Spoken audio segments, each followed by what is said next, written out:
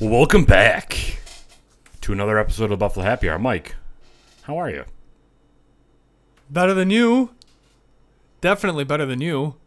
Wow, what's that supposed to mean? I just, you keep getting bad news about your motor vehicle, but it's fine. Just keep giving money to the man.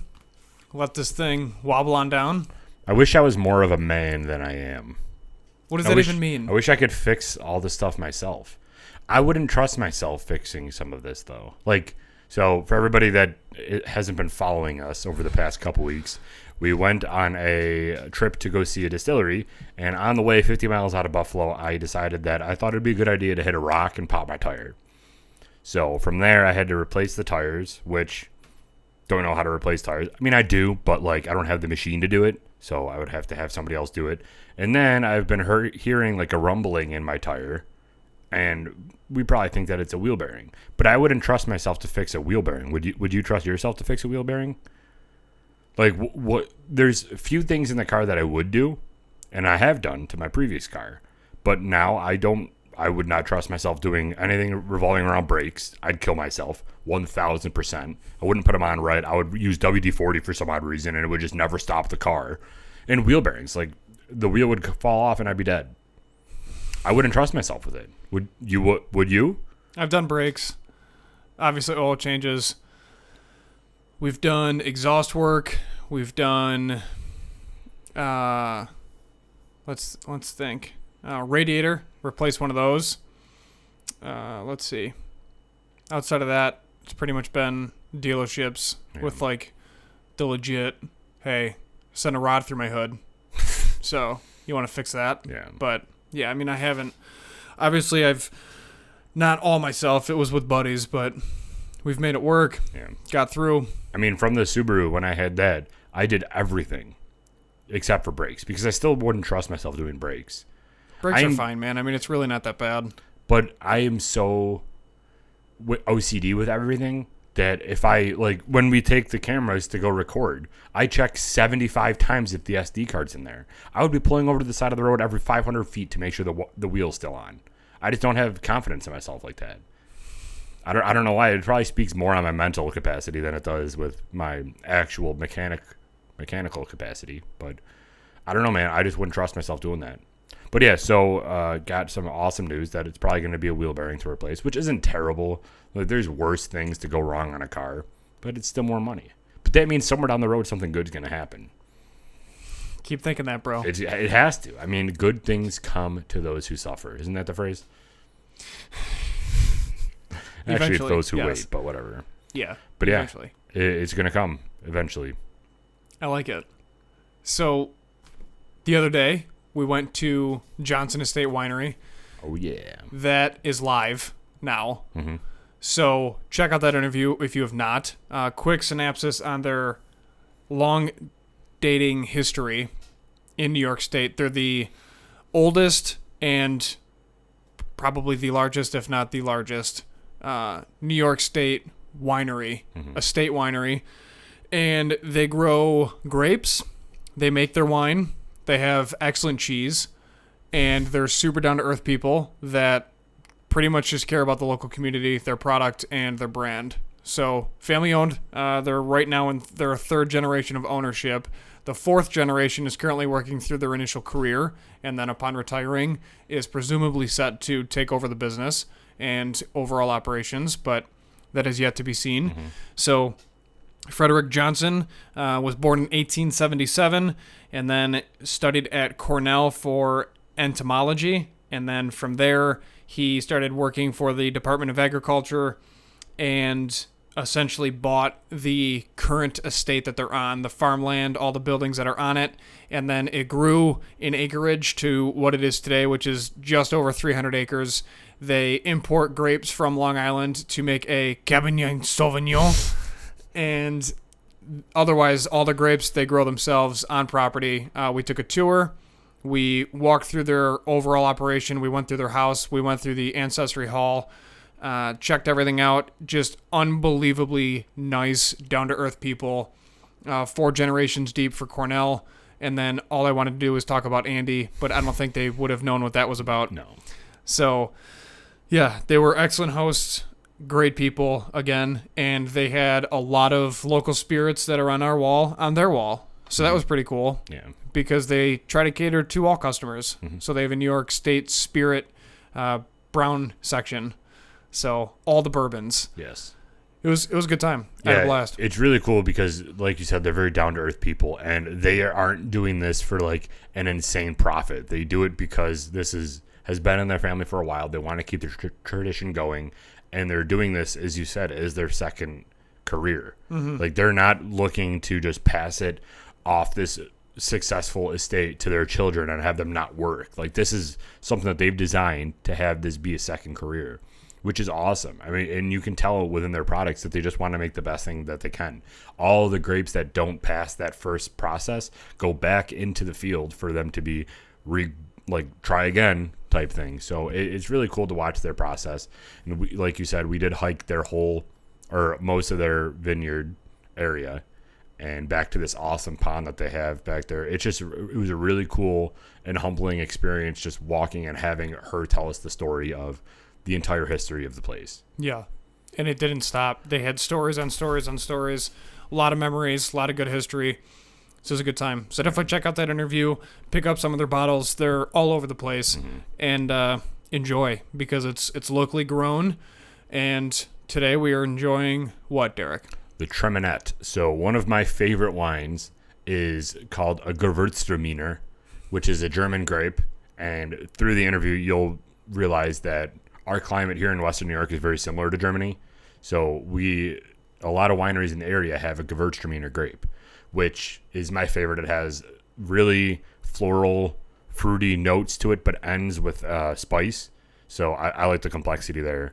The Treminette, though, is basically a child of Cornell thinkers, I'm pretty sure it was, where they wanted to have basically a child with the Gewürztraminer grape and the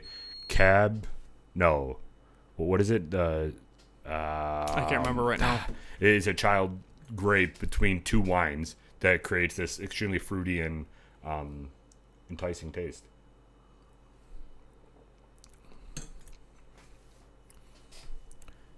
Is it Cabernet? I don't know. You want to look it up, what the Treminette is, just because it's going to bother me now. And my phone's over there. But yeah, it has like a interesting, for how fruity it is and how florally it is and refreshing. You would think that it would be very not dry, but it dries as soon as it hits your tongue. So it gives you kind of the best of both a sweet and a dry wine at the same time. It was from the University of Illinois in 1965. It's a hybrid white grape variety originally bred at the University of Illinois in 1965. It is a result of crossing between the Gewürztraminer and Jonas Savy and retains some of its more famous parents' characteristics. The wines tend to be floral and spicy and are made in both dry and off-dry styles. So, let's see. The variety is initially bred as a table grape, but its high quality saw it quickly find favor as a wine grape in northeastern states like Virginia, New York, and Indiana. So they're relatively cold hardy, making them suited to be the continental climates of some of the more inland states, and high yields and some disease resistance may have made the variety a smart choice for wine growers in states where the climate is difficult for Vitis vinifera. Yeah. So what's interesting too with this interview that we had with them is Frederick Johnson, who is there, had a wealth of knowledge not only on his previous career but also the generations before his previous career, specifically around the entomology. Yeah. So how different bugs and insects impact the wine industry and spirits industry, which is very interesting. So if that interests you and you're into wine, if you're in New York State, you know what Johnson Estate is because they're the most established and very, very long history. So go check out the interview and let us know what you think. And do you have Johnson Estate wine at home? And if you do, what kind? And if you don't, go buy some. Yeah. What do you have at home? Cabernet Sauvignon. I think you just like saying that word. I do. We crushed a bottle of that over dinner. Oh, did you? Yeah, that's gone. A whole bottle? Yeah. Jesus, good for you. Yeah, we don't play any games. Pinot Noir. And then we have another white. Then we have two different reds. that are 14 years old from them. Very excited to dive into their products. They have 40 different products that you can choose from in their tasting room that was refinished in 2011. However, when you go to the store, you're only going to find like 4 to 6 different options that they have. So if you're in the, if you're in the market for high quality, perfectly priced wine and you're willing, if you have time, shoot down and then go do a tasting, because then you can really experience their menu and not just be forced to pick between 4 to 6 products in a store. So yeah, we have a lot. I'm excited to dive into that Pinot. We love pairing wine with food. So last night we had steak and then just a vegetable with the cab, and then we also had chocolate with raspberry inside of it, paired with the wine after dinner. Oh, nice. It was amazing. So it was a nice relaxing time. Had a slight sinus headache, so the wine did not help that. Nice. But I didn't care. I just kept crushing water and then went to sleep. Do you remember the first time that you've had wine? We've talked about the first time that we've had liquor. Yeah, tell it. All right, so what's the date that this airs? This is the No idea. This is like the 17th Sure. because the interview airs the 14th. Sure. Yeah. So my now wife.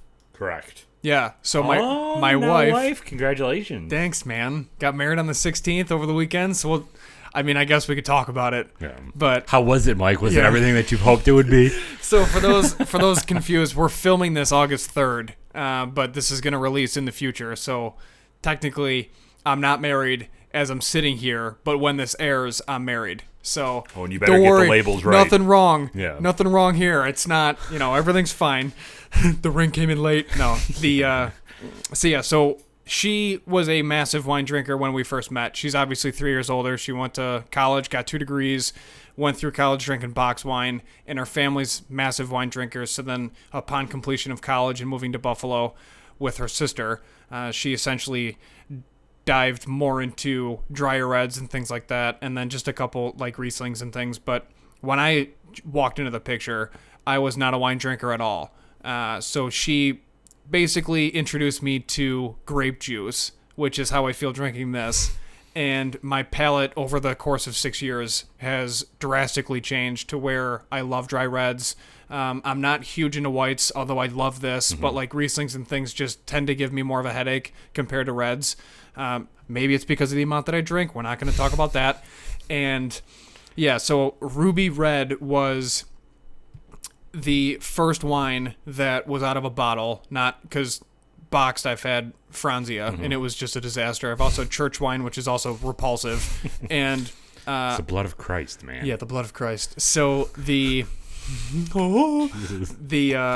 she bought me a bottle of Ruby. I love that, crushed it, and then I was like, well, I'm a wine drinker. And then she goes, you're not, though, but we'll get you there. So then over the course, we started experimenting more with like drier reds. And I remember the first dry red that I had, it felt like I was drinking straight pepper, super dry, really tarty, not a fan of it at all. And then now it's kind of like where it has to be for me to really enjoy it. Yeah. So, but again, I love pairing wine with meat. So if we're having like pork tenderloin, steak, obviously everything is pretty rare. Then we'll just crush a bottle of red. Yeah. And then we have a nice decanter, so we let it breathe, while we cook. And then once we sit down, it's nice and aerated. It's a full science, man. We got like stoppers that replace the corks that are also aerators all in one. Oh, really? So we have that. I mean, we got pretty fancy. It was actually interesting because when we first started this podcast, I always said I want to do wineries just because I know obviously the girls would love it. But it's just a massive industry where a lot of it's really close to home because most winery owners live where they work.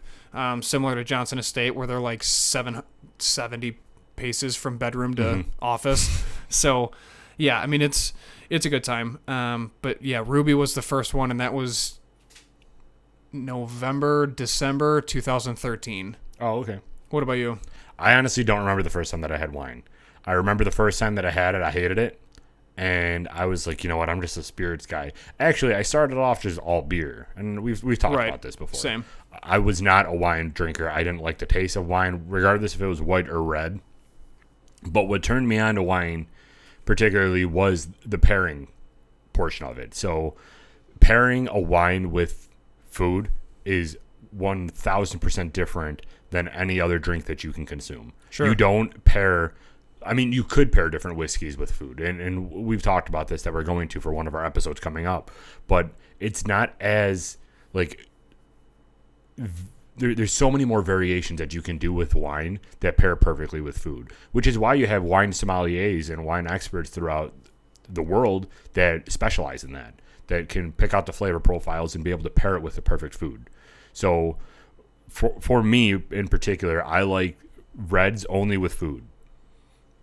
So like with a steak, I would obviously you would grab a red, but like if I'm going to just sit down and drink wine for pleasure, it'll be a white because I don't feel as bad drinking a white. I have no idea why, but for some reason food is paired with red wine, and then recreational or like occasional drinking is white wine.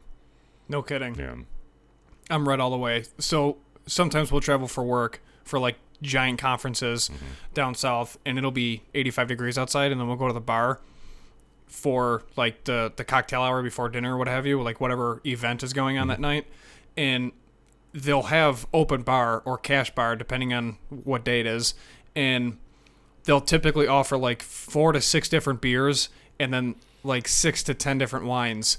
And it's just, I don't know, man. Like, it's just so much easier for me to just go up and pick a dry red, and then, because I know what I'm getting. You're like, if it's warmer, I'll stick to a Pinot because it's a little smoother, a little thinner. And then if we're having like a nice sit-down meal, I'll just grab a cab or something and pair it like that, especially with meat. Yeah. And then even if it's 85 degrees out, I can sit down and have a glass of red wine, which is crazy because red wine, it'll make you sweat, man. Like it'll raise your heartbeat. You'll get warm, but I love wine in winter too. It's my go-to. Yeah. But it's crazy too because there's seasonal bourbons. Like you can kind of pair it like a 2 times hopped. That's like a fall. Yeah. But it's wild, man. It's a really good time trying to match things. Mm-hmm. Yeah.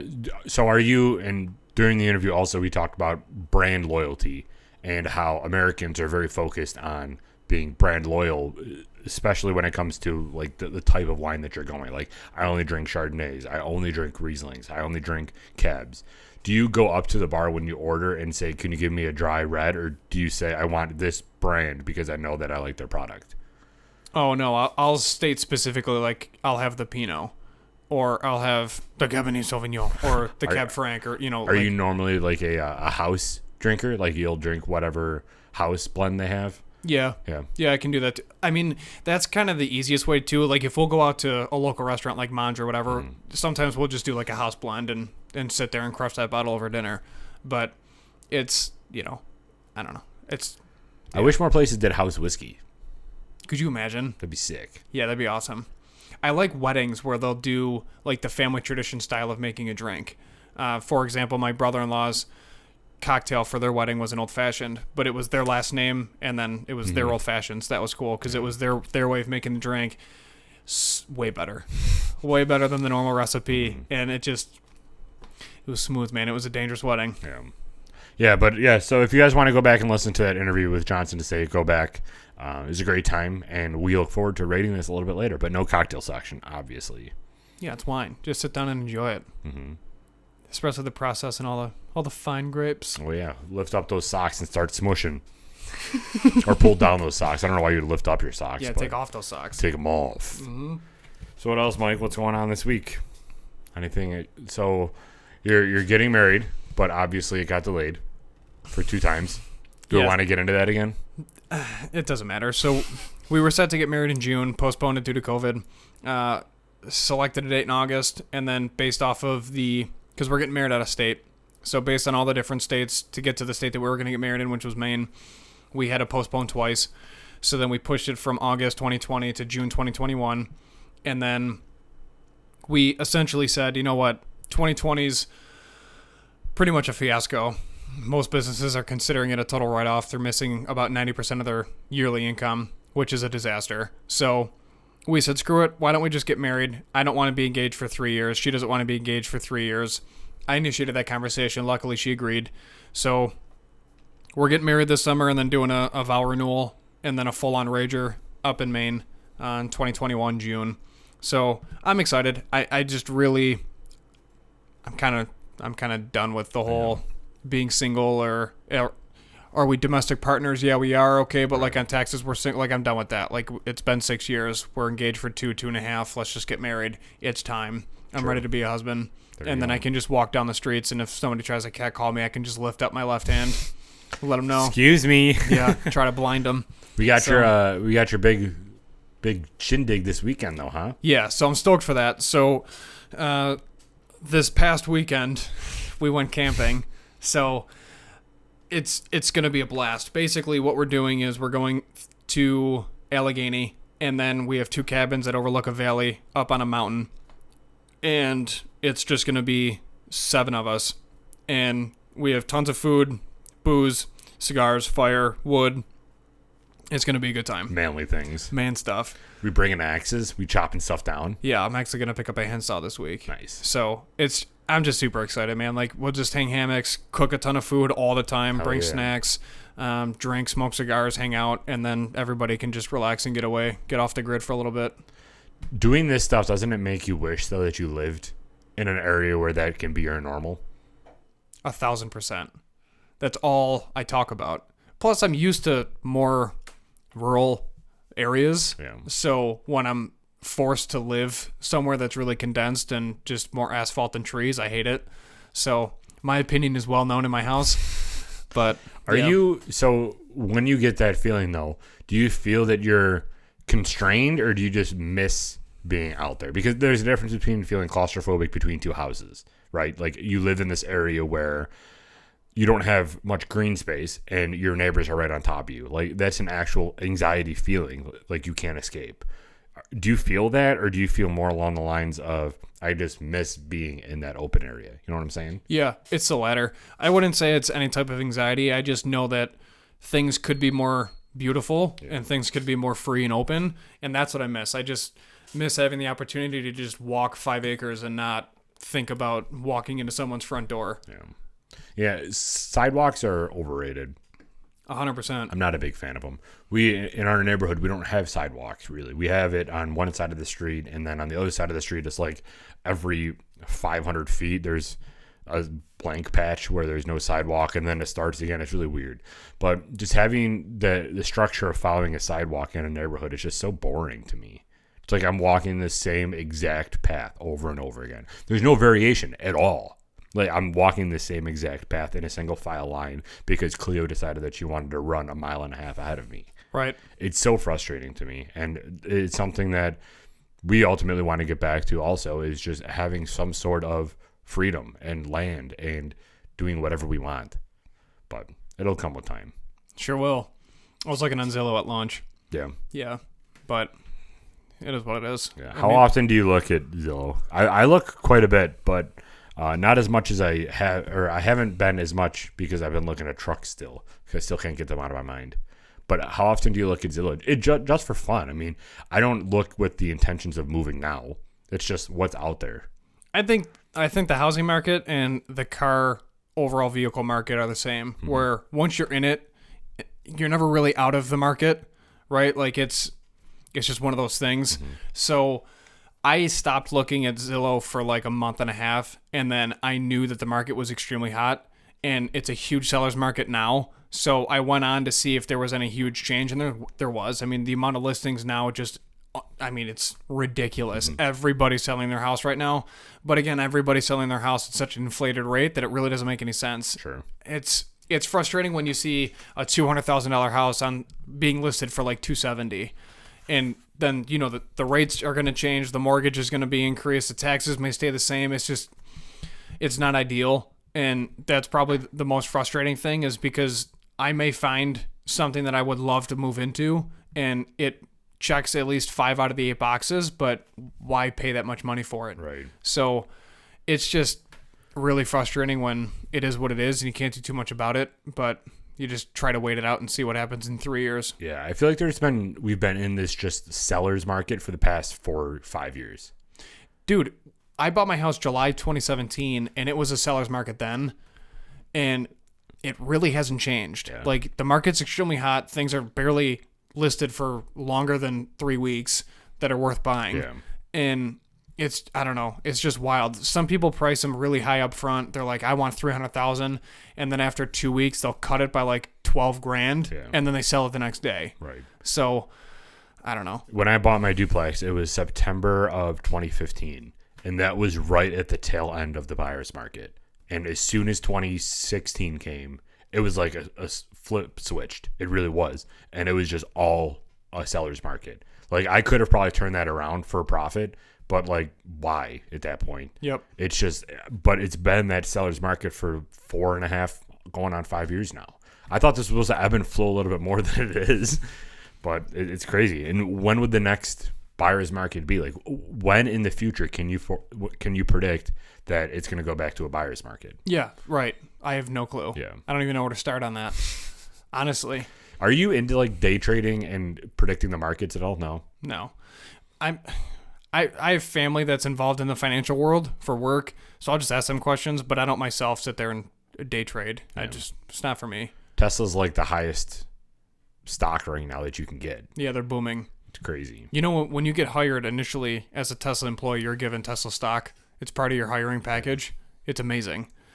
But yeah, for example, for any New Yorkers that are thinking about moving, there is a $400,000 house in Knoxville, Tennessee, sitting on 10 acres, and the monthly estimated mortgage rate was $1,400. Which is disgustingly low for the price that it is. Dude, it was a castle. And then there's a $400,000 house in Boston, New York, that the monthly estimated mortgage sitting on 3 acres was $2,300 a month. So it's fine. New York It's fine. sucks. It's fine. Yeah. I'm not worried. It's only going to increase, dude. Property taxes are going to go through the roof. Yeah. Oh yeah. Don't get us started in that taxes discussion, because we'll never end this episode. Taxation is tough. Yeah. But we'll see what happens. I'm curious to see what happens in Erie County in the coming years. I'm curious to see what happens in New York in the coming years. Who knows? We'll see. But yeah, so from like the financial markets, you said that your family is into it, but you've never been interested yourself in learning more about the financial markets and stock trading and stuff? No. No.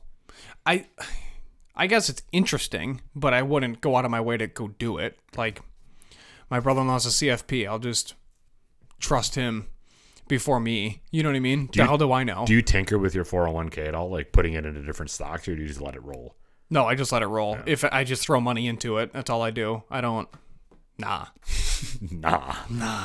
'Cause I'm going to say that the solar industry and the fuel cell industry is taking off right now, man. That's where all my stuff's in. So now we got to move it because it's probably going to start going down, but whatever.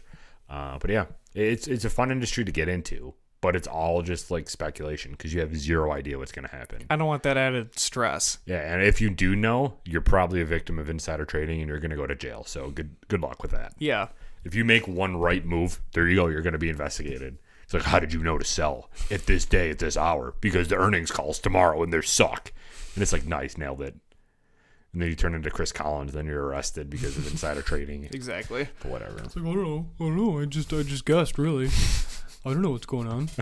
Always pick C in multiple choice. That's what I do. And I just guess. And sometimes it's right, sometimes it's not. Can you imagine being investigated by the IRS and like, why didn't you sell? It's like, Warren Buffett always said never sell. They're like, this guy's an idiot. Like, he's fine. Next. Yeah. I'm sure he'll work I'm out. terrible at keeping receipts and everything, though. If I ever do get investigated by the IRS, I'm like, they're just going to say that I'm dumb. Because, like, Derek, where's your receipts for all this? It reminds terrible with that. It reminds me of the scene in Dodgeball where he has every receipt but nothing's filed when she opens the closet to the Yeah. gym. It's kind of the same boat. We'll see. I don't know. You're supposed to burn or shred your tax returns every 7 years. Nah.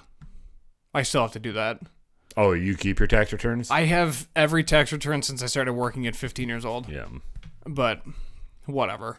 Who cares? What do I have since I turned 20? I kept all mine because I was with the same tax lady since then. So that's when I just started Yeah. keeping them. I got to go through all that, dude. I just don't have time. I'd rather do laundry and hang out with my dog Right. than go through my old W-2s and burn them or whatever. Are you at this point right now where you just feel inadvertently overwhelmed? Like you just don't have time to do things that you probably should? Yeah. And then when I do the things that are on my to-do list that need to get done, that are normal everyday tasks, I feel so much better. Mm-hmm. like wiping down the stove. It's one of the greatest things in the world. But that's what sucks, dude, because you never stop cleaning the kitchen. It never stops. Yeah, it's never clean. No. Same with the bathroom. Yep. Like there's some rooms in your house where you don't have to touch, and you only have to do it every once in a while because of dust accumulation. Yeah, the office. But everything else is just gets dirty every single second of the day. The front entryway way to get into my house. Every single time I leave the house, something comes back in with me. Right. Dirt, stone, a dog. I don't know. Yeah, it's just brutal. always getting dirty. Literally just doesn't stop.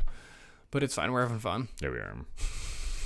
All right, you want to get to rating this thing? Do the rate a little bit early. See what we got. We're at 32 minutes. We're at 32 minutes, huh? We can do a little rate ski. We didn't wipe off the board. No, it's That's fine. fine. We'll get to it. We're on season 2.4. So. We're like almost done with season 2.4. Correct. Because we haven't erased this in a while. We've been too damn busy with all the interviews, and we're just recording and grinding, and it's just, once we're done here, we have another task to complete, so we're just on to the next. Yeah. It's fine. Yeah, let's rate this thing, man. Perfect. And then you can crush the rest of it after I leave. Oh, yeah. This is going to be gone tonight. I can tell you that much right now. Proud of you. We didn't get any. So we got 1.5 liters of their house red. But other than that, we didn't get any red. All white, huh? Mm-hmm. And one ruby. Oh, there you go. Red. Was it the Ruby Rosé? Yeah. Nice. I think so. Do you guys get that too? No, I tried it. Oh. It's good. Nailed it. All right. Johnson Estate. Their Treminette. Label and branding. I'm like, what are you giving it? I'm absolutely obsessed with the glass cork. I think it's extremely classy. The whole bottle in general is really sleek. This one specifically is different from their other ones, but they have the plastic around the top, and then they got like a little gold piece that you have to break off. It's gorgeous. And then, like I said, the glass cork going through. It obviously it pours really well. Their label's nice. They got basically their vineyards with the estate buildings inside the label, and it's just pretty basic information where they'll talk about Freelings Creek, Lake Erie, and their name. So, and then what it is. The other bottles, the reds, are stunning. Mm-hmm. Stunning. This one's a little different. I do like the gold touch. And then, of course, I got the government warning. This is 13.5%. Jesus. Woof. Everything's fine. Let's see. They say our best vineyard locations are set aside for our Freelings Creek Reserve wines. Sited along the creek where it tumbles down the old glacier shores of Lake Erie, these ancient beaches provide the best slopes for air drainage and ideal mineral soils for hardy vines and outstanding wine flavors. She talked about that on the tour too. All the swells. It's pretty exciting. So this wine is a Ivy League, say the G word. Cornell or Gewürztraminer. Yep. Cross developed at Cornell University by incorporating a touch of wild American grape heritage to this German classic. So did they develop it at Cornell and then Indiana took it from there? Is that what happened? So yeah. Makes sense, man. Cornell's behind everything. It displays the typical floral spice and leash aromas, followed by a gentler, less peppery finish, which is true. It's got like a nice sweet tart to it. We'll get to that. Let's see. It is great by itself with Asian foods or other lighter fare semi-dry. I give this an A++. A++. I like it. I like that they don't sell the Gewürztraminer by itself, and they only sell this Treminette because it combines both the Gewürztraminer and I think it's the Sauvignon Blanc. Is it? I don't know. We looked it up. But it combines the two, so it doesn't make sense for them to also sell the Treminette and the Gewürztraminer. This is a good compromise. I love it. I love the bottle. I love the name. I love all of the classiness that it is. But yeah, A++. I like that they also don't, like you said in the beginning, don't use an actual cork.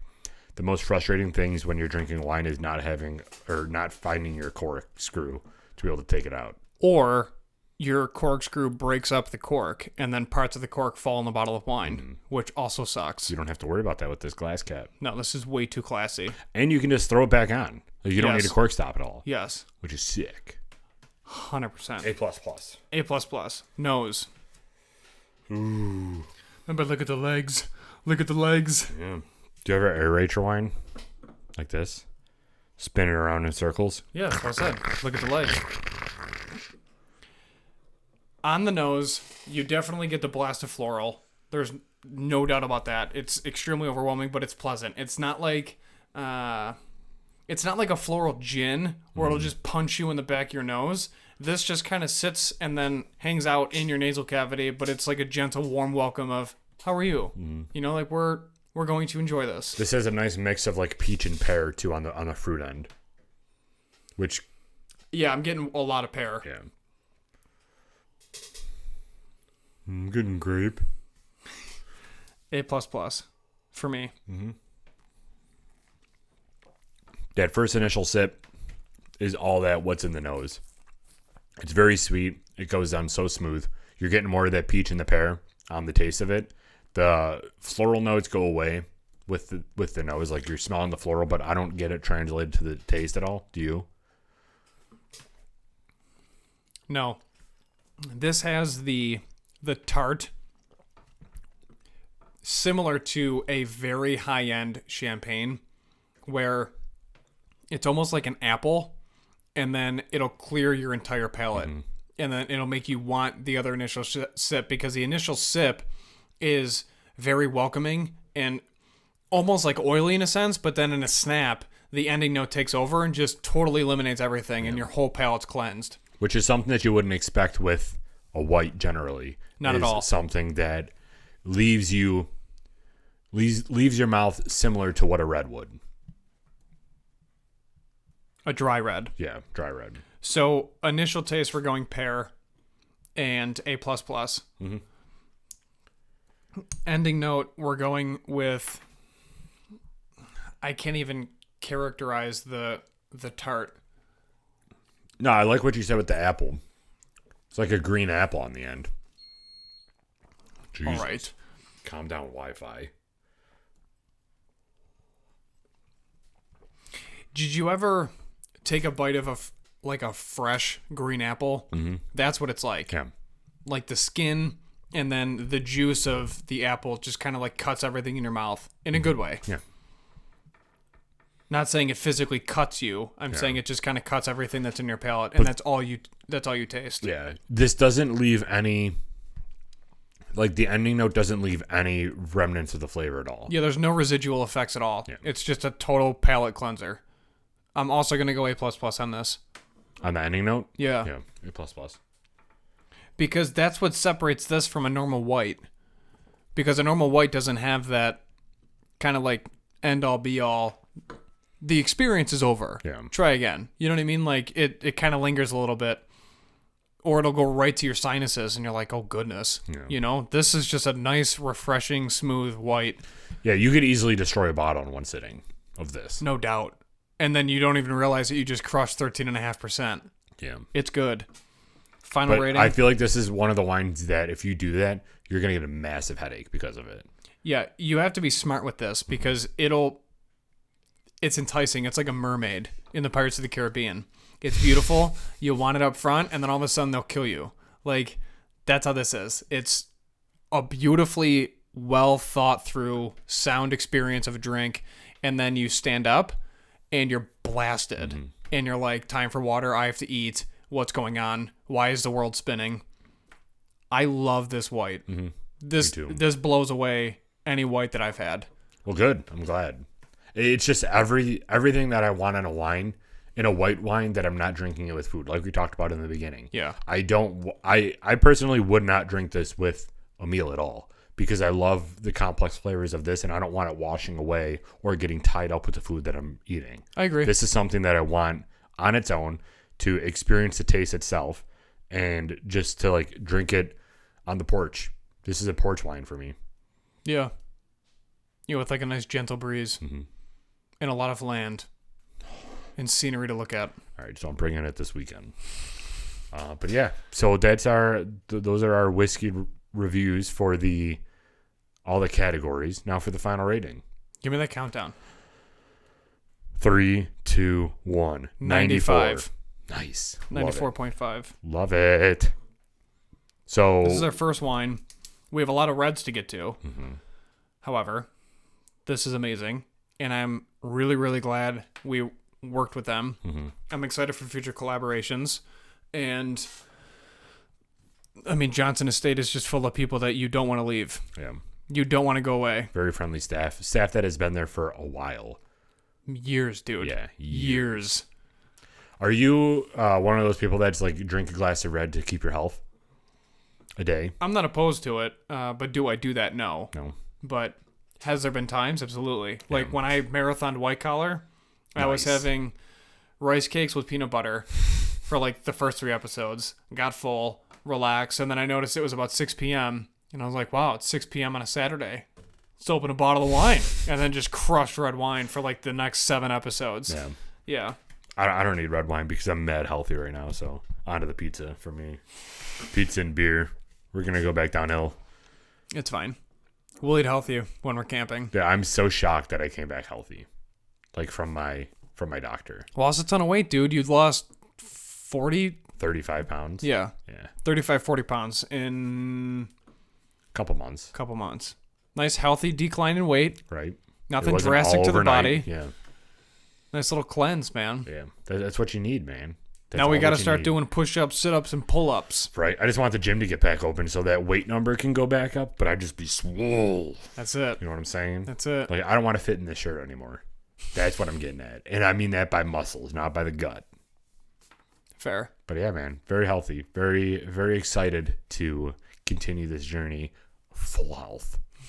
Proud of you, dude. Hell yeah. Just keep drinking wine. It's good for you. Absolutely. That's And what bourbon. I've heard. It's good for you. Yeah. Bourbon is actually pretty good for you too. Coffee's very good for you. If it's black. So I'll just keep doing that, which I only drink black coffee. We got to go back to premium to get more coffee because I'm all out. I'm also all out. Colleen just picked up some today at the store, but it wasn't premium. No. But that's okay. I'll pick some up. What's your go-to for non-premium? I don't know. I'll let you know because I've literally only drank premium for the last so many odd weeks. And then before that, you were drinking all Black Rifle, right? Yeah. Yeah. So honestly, I couldn't tell you. I know BJ's makes really good coffee. Their house blend is amazing. Really? Yeah. And the thing that I've done recently, which I'm never going to stop doing now, obviously because my vocal cords matter, I drink black coffee with honey. That's it. And it is amazing. It's amazing. Doesn't that get rid of all the coffee taste? No. It's so good, dude. How much honey do you put in each cup? Just like a teaspoon. A teaspoon or a tablespoon? No, like a teaspoon. It's just a dash of honey. And it soothes my throat. Doesn't ruin the flavor profile of the coffee somehow. Probably because it's such a minor amount. But then there's no cream, there's no sugar, there's nothing in the coffee added. So It's just honey. do you even taste the honey then? A little bit, but not bad. Before this, were you drinking with cream and sugar? Not with cream. I would do a little sugar, or I would do Splenda, or just black. Mainly Splenda, but now it's just honey. And it's so much better, dude. If I do this tomorrow and you ruin my morning coffee for me, I'm going to kill you. Just set a little aside. Just set a little aside for the experiment. Yeah, maybe I'll make 10 cups again tomorrow. Yeah, 5 and 5. Set a little aside. Half with honey. I'm obsessed with honey in my coffee now. And it's so soothing. I've never heard of that before. It's really good. You should try it. Honestly. Because the honey with tea goes together, but I don't know if the bitterness of the coffee would go well with honey. It's so good. But you're telling me it is, so I'll try it. I love it. Yeah, I went to the East Aurora Co-op and picked up a jar of honey, raw, fresh honey, and then just pour in a teaspoon. And then I leave it on the spoon. I put my spoon in my travel mug, and then I pour the coffee over the spoon, and then just let it mix. You're so basic. Dude, Did you get that from somewhere, or did you just create it yourself? No, my brother-in-law's dad did it. I tried it, and I'm like, well, my life's changed. That's all it took. One feeble attempt, and it was life-changing. Granted, the location helped because I was up in Wilson, staring at the lake, drinking coffee and honey. Oh, so this was recent. Oh, yeah. Wow. And then I haven't looked back. Good for you. So ever since the 4th of July weekend, I haven't looked back. It's just been honey and coffee every morning. And it's such a nice process, dude. Pre-make it, and then wake up in the morning, press the button, go shower, walk out of the shower. Whole kitchen smells like coffee. It's amazing. It's amazing. My coffee doesn't travel. Like the smell of it doesn't travel. It stays in my kitchen and it doesn't get anywhere else. Well, it's because you live in a mansion. So Yeah, okay. The ceilings in this basement are 5 feet tall. We have to crouch to get under here. It's far from mansion. you live in a mansion. Yeah, okay. Don't fool the people. Jesus Christ. Don't tell them that because all of our shirts, when we send the shirts, have the return address on them. So now I'm going to get robbed. Thanks, Mike. Oh, you're fine. They'll just go on Zillow and be like, "That's definitely not a Yeah, mansion." that is definitely not. It has the lot of a mansion. No, I'm just kidding. This is a Cape Cod, isn't it? Yeah. Yeah. But yeah, so speaking of shirts, you want to tell them what we got left of shirts to round this episode out? Yeah, so if you're still interested in donating to Western Open Arms Rescue, Western New York Heroes was the first batch. Open Arms Rescue, out of Akron, local nonprofit, volunteer-based, unpaid, where they foster dogs and prevent them from being euthanized. We have some mediums and larges left, and then I think onesie-twosies of smalls. I think we're running low on small. Yeah. So let us know. $30 on Venmo, and then we'll ship it right to you. That includes delivery so it includes shipping and donation. And then let us know. Drop a comment. Drop a message on some platform, Facebook, Instagram, and we will be even on YouTube. It doesn't matter. We'll respond and we'll ship them right out. Mm-hmm. So our primary platforms are definitely Instagram and Facebook, but follow us. We're up 2 subscribers. We're at 144. 144 now? Yeah. When was that of? Today? Yeah. Nice. So doing well. Our Instagram is doing incredibly well. So is our Facebook. We just passed 500 follows on Facebook too. Yeah. And we're at 565, 570 for followers on Instagram. So appreciate our support. Definitely keep following us. Keep putting the word out. If you get a shirt and you like it, throw us a pic. We'll feature you in our story. Mm-hmm. For starting 10 months ago, man, it's not bad. We're not doing too bad. No, not at all. We're what, 200 videos on YouTube? It's crazy. Yeah. What is this? Episode 46? This is 6. Yeah, 46. Nice. So we're that much closer to the special episode 50. And we already have 5 interviews scheduled for August. So we're just going to keep pumping this stuff out. Yep. And it's going to be a good time. Yeah. Make sure you give us a follow so you know whenever we post. Mm-hmm. So Buffalo Happy Hour 12 on Instagram, Buffalo Happy Hour on Facebook, Buffalo Happy Hour podcast on YouTube. Check us out. Subscribe. Hit the alert button so you won't miss anything. Drop a comment, and we will be here to discuss with you what's going on, what the latest is, and then be on the lookout for the 3rd batch of merchandise, and then stay tuned to find out who the donation is going to be for that as well. Mm-hmm. So thanks for your support thus far. This has been episode 46 with Johnson Estate Winery, and we will be back next week for more fun times. Oh, yeah. We're out.